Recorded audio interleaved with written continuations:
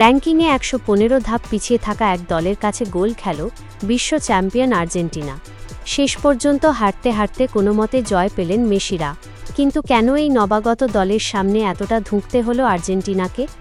এই ম্যাচে Lionel Messi শুরুর একাদশে ছিলেন না। দ্বিতীয়ার্ধে বদলি খেলোয়াড় হিসেবে মাঠে নামলেও নামের প্রতি বিচার করতে পারেননি এই কিংবদন্তি। মেসিকে বেঞ্চে বসিয়ে প্রথমার্ধেই দুই তরুণের গোলে এগিয়ে যায় আর্জেন্টিনা। ম্যাচের ১৭তম মিনিটে প্রথম গোলটি করেন এনজো ফার্নান্দেজ।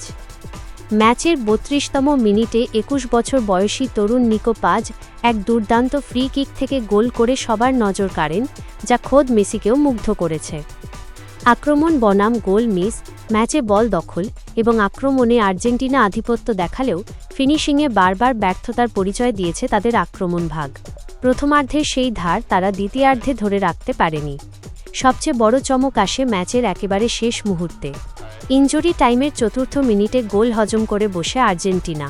ফলে তলানির দলের বিপক্ষে ২-০ ব্যবধানে জেতার সুযোগ থাকলেও শেষ পর্যন্ত ২-১ গোলের ঘামছড়ানো জয় নিয়ে মাঠ ছাড়তে হয় লিওনেল স্কালোনির শিষ্যদের।